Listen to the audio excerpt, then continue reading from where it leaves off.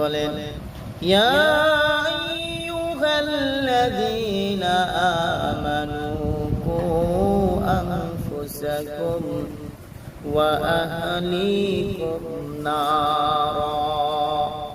আল্লাহ পাক রব্বুল আলামিন বলেন, ও ঈমানদারের দল, ইয়া আইয়ুহাল্লাযীনা আমানু, ও ঈমানদারের দল, কু আনফুসাকুম ওয়া আহলিকুম নারা, তুমি নিজে জাহান্নামের আগুন থেকে বাঁচো এবং তোমার আহাল পরিবার পরিজনকে বাঁচাও। জাহান্নামের আগুন বড় কঠিন, জাহান্নামের আগুন বড় ভয়াবহ। যে জাহান্নামের আগুন দুনিয়ার আগুনের মতন, কিন্তু জাহান্নামের আগুন না রে বাবা। দুনিয়ার আগুন যদি চামড়াই লাগে তাহলে চামড়া শুধু জ্বলে, যেইখানে লাগে সেইখানে শুধু জ্বলে। হাতে লাগলে হাত জ্বলে, পায়ে লাগলে পা কিন্তু জ্বলে। জাহান্নামের আগুন এমন একটা আগুন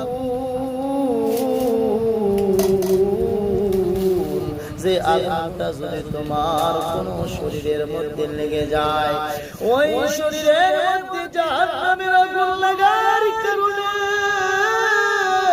শুধু শরীর জ্বলবে তা নয়, আত্মা কলিজা পর্যন্ত জ্বলতে থাকবে রে বাবা।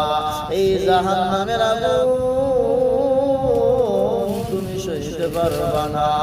এই জন্য আমার নবী বলেন, হে আমার গুনাহগার উম্মতের দল, এই জাহান্নামের আগুন থেকে তুমি বাঁচতে পারবা না যদি তুমি আল্লাহর কাছে তওবা যদি না করো।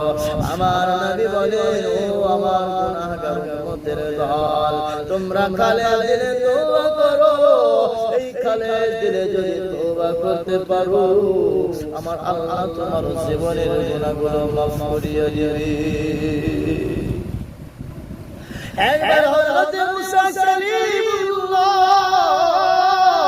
যেই মুসা নবী আল্লাহর সঙ্গে তুর পর্বতে কথা বলতেন, আল্লাহ রাব্বুল আলামিনের সঙ্গে কথা বলার জন্য তুর পর্বতে যেতেন। একদিন মুসা কালিমুল্লাহ রাস্তা দিয়া যাইতেছিল, হঠাৎ দেখে পাথর কান্না করে। এইবার মুসা পয়গম্বর পাথরকে ডেকে বলে, কেন তুমি কান্না করো? পাথরের জবানটা চলে যায়, ডেকে ডেকে বলে, হে আমার মুসা নবী, আল্লাহর সঙ্গে তুমি কথা বলার জন্য তুর পর্বতে যাও।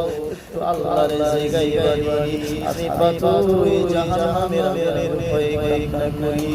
এবার আল্লাহ রাব্বুল আলামিন হযরত মুসা কালিমুল্লাহ কথা ওই যে পাথর জাহান্নামের আগুনের ভয়ে কান্না করে। আমার আল্লাহ রাব্বুল আলামিন বলে, মুসা তুমি পাথরকে বলে দাও কান্নার বিনিময়ে আমি জাহান্নামের আগুন হারাম করে দিয়েছি। এবার মুসা বলে, পাথরের উপর পাল লেগেছে পাথর, আল্লাহর কান্নার বিনিময়ে জাহান্নামের আগুন হারাম করে দিয়েছে। আল্লাহ রাব্বুল আলামিন তোমার কান্নার বিনিময়ে দোজখের আগুন হারাম করে দিয়েছে। আবার নারায়ণ কাল্লা মুসা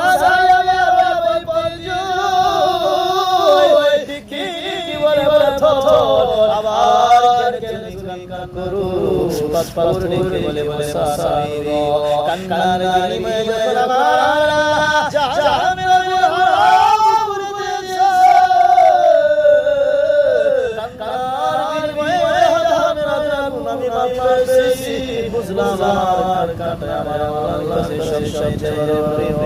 এতদিন কেঁদেছিলাম মুসা গো জাহান্নামের ভয়ে, আজকে থেকে আমি কিয়ামত পর্যন্ত কাঁদবো আমার আল্লাহকে করার জন্য।